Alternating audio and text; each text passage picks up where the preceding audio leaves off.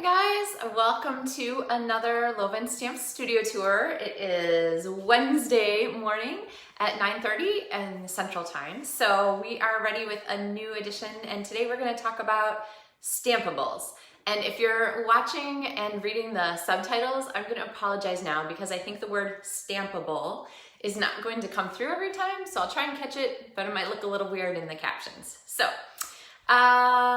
what are stampables? Stampables are, as we say here, stampables are anything that is something you can take off the shelf someplace that's not really meant to be a crafting item and then turn it into something that is beautiful and amazing with your crafting talents. So I have a drawer for stampables. Before I had this space, I had a box for stampables. I actually kept them in a clear tote, a big, Rubbermaid clear tote, so that I could see from the side what kinds of stampables I'd already collected, because stampables are a little bit of a dangerous road to go down. Once you start to see things when you're out shopping in the light of stampables, suddenly everything becomes a stampable. So let me show you the kinds of things that I have collected. Here we go. And so this is my Stampables drawer. And the kinds of things that I look for when I am looking for a stampable, there are a couple different key aspects. One is that it would make a cute little gift idea. Two is that they're inexpensive. The dollar store or Dollar Tree are my favorite places to go. I wonder if I can get down here, are my favorite places to go for these. The other thing that I look for is often something that's like a plain item or like a craft colored item. I'm going to talk a little bit more about that when we get to notebooks, which is going to be my feature for today. But let me just give you kind of an overview. So here I have notebooks. These are 5x8 writing pads. They're just available from any supply store, and they're one of my favorites, which is why I have a huge stack. I have some that are slightly different size. These, you can kind of see where the staples bit is cut off. These are actually narrower. I'll have to grab a dimension for you. Let me see, I have a ruler handy, right? They are 4 1/4 by 8 1/4, and I'll tell you more about this size and why it's important. And then I have things like chapsticks, giant paper clips. Let's see, these little wooden tags from some craft store clearance, binder clips. Binder clips make great stampables. Over here I have some little muslin bags. I have tea light candles, and I think this is what we're going to talk about tomorrow, tea light kinds of ideas. I have CD tins. Sometimes you get these for random kinds of things and they make great ones, great stampables. Little cork coasters.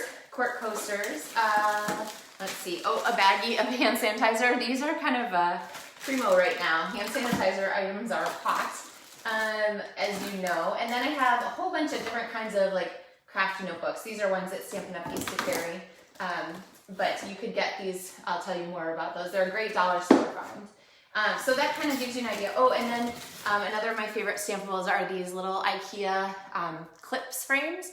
They're just a glass and a cardboard backing with the little metal clips that go on the sides, and they make great stampables too. All right, so I can't crouch anymore. Let's come back up here. All right, hi Deborah. Okay, getting straightened out. So notebooks are kind of my topic for today. And so I'm going to talk a little bit about what kinds of notebooks make great stampables and where you can find them. So like I said earlier, things that are like a craft notebook where it's just a brown cover front and back, that's perfect. But those aren't always easy to find. What is easy to find are these little like mini composition notebooks. I think these came from, a Dollar Tree. They're 3 for $1 then, and they have one of the key features of finding stampables, and that is that they have a black border. With notebooks, it's really often difficult to cover the spine because you need a lot of ease there for a notebook to be able to open and close easily. So if you can find one that has a solid spine or a solid pattern, a solid color all the way out to the edge, then that really helps you because it means you can decorate the front, but leave the spine just plain notebook, so you're not kind of stressing over attaching to the flexible spine. And these are some of my favorites. These are in a Ziploc bag. When we had elementary school field trips, as a chaperone, I used to take a bag of them along, and I would hand them out to kids on the bus because they often really liked having these cute little notebooks to keep them entertained, and then it's something nice that's not electronics and so forth. So when my kids were little, I always kept these in my purse to pull out at restaurants or whatever. So a different time and place, right? Okay, another kind of notebook that is a really good one are spiral notebooks or composition notebooks.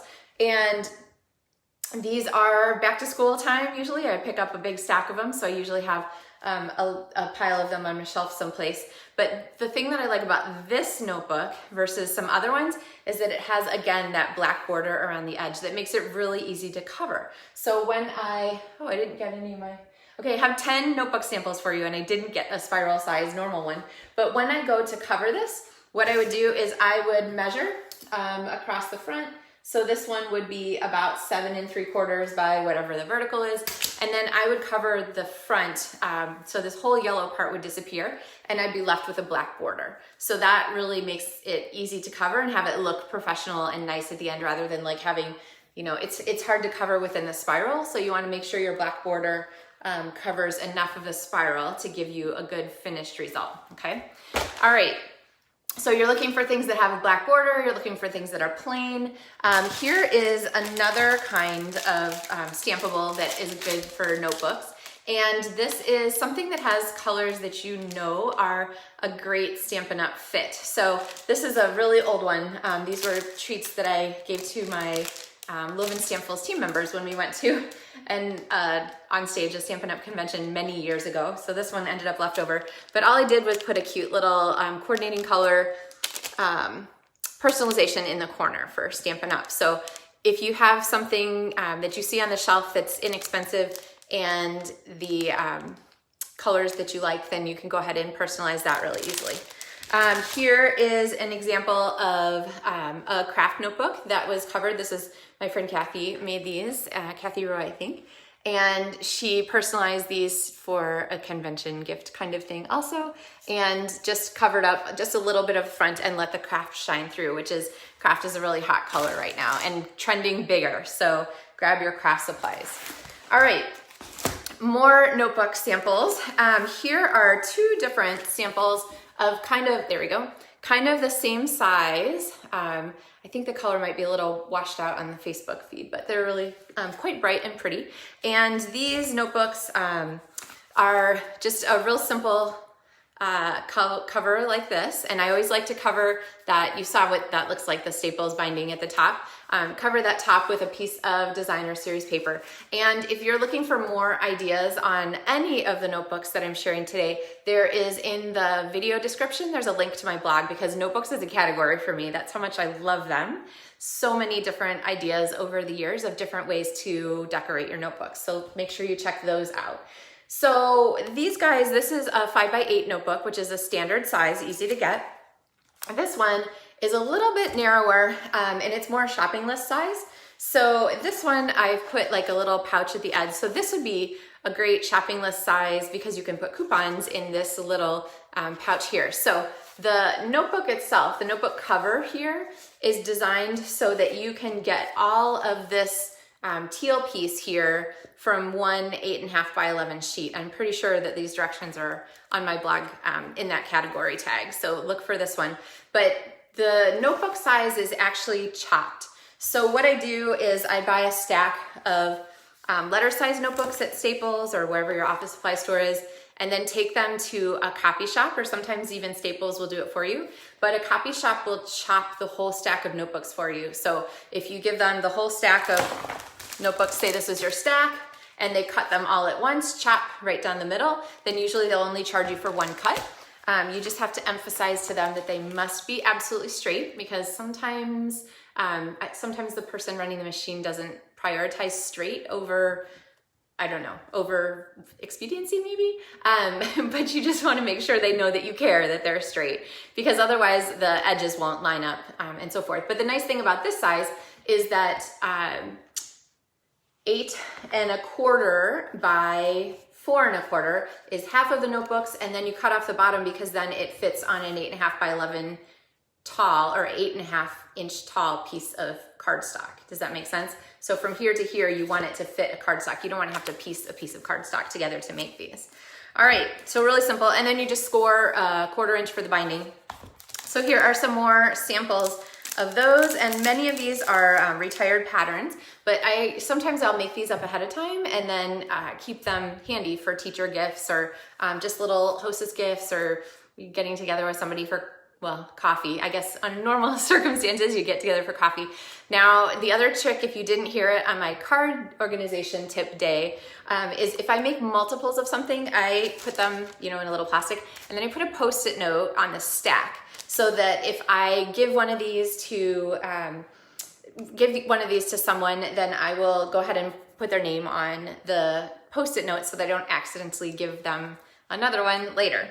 Okay, here was a Christmas version. This one is kind of fun. It has a hang tag on the front, which kind of brings up another point. Usually when I make these, I don't do dimensional things on the front very much. I don't put a lot of Stampin' Dimensionals. If you watch my tutorials, you know I'm a huge fan of Stampin' Dimensionals.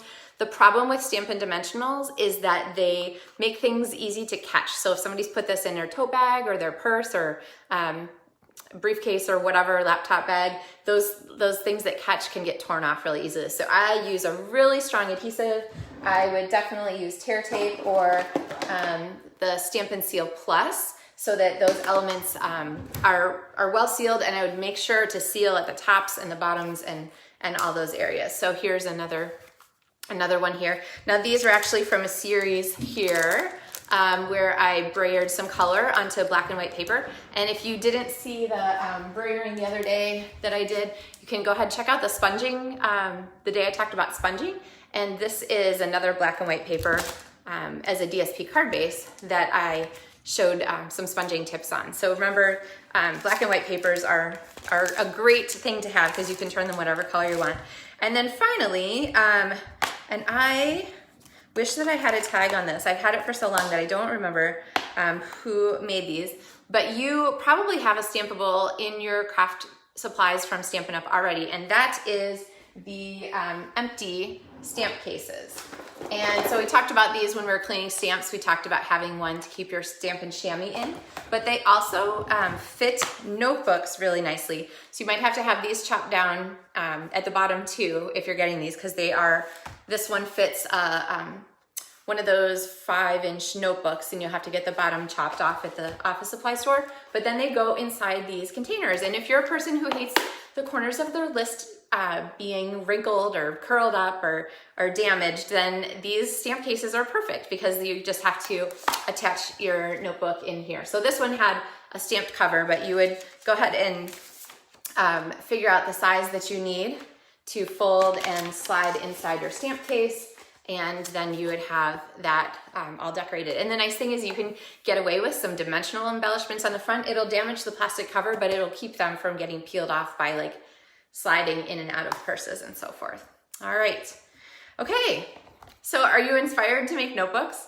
One of the things I love about Stampables is that they just are a lot of fun because they're often things that we're giving to someone, and we get excited and enjoy making them, and then we get excited and enjoy giving them, and the person who's going to receive them enjoys them. So it's just a lot of enjoyment and joy all around. And we can all use that right now. Actually, we can all use it a lot of the time, but especially right now. Just think about making something to brighten somebody's day, and think about Stampables in working on that project. So that covers us, I think, for today. Tomorrow's tip is going to be Stampables Part 2, and we're going to talk about mini tea lights. There are a zillion different ideas. I'll share one that is a paper crafting design that I've enjoyed in the past, and you'll get a chance to see that. But use these kind of background ideas in your mind as you're out in the store and you see something on an end cap or whatnot. So remember, you're looking for things that are plain or craft colored, things that are solid colored that might match a theme that you have, or something with black borders or craft borders around the edge that would be really easy to copy. So think tins, think paper goods, think, gosh, anything little and fun treat-wise. So, all right, you guys have a great stamping day. I hope you get a chance to do something crafty. Leave a comment if you got a project in the works that you're excited about, or if there's a stampable or a gift stampable that you particularly love to make. Like, love, comment, share on the video so that we can get more people excited about getting organized and getting some things done. And I look forward to sharing more with you tomorrow. Happy stamping!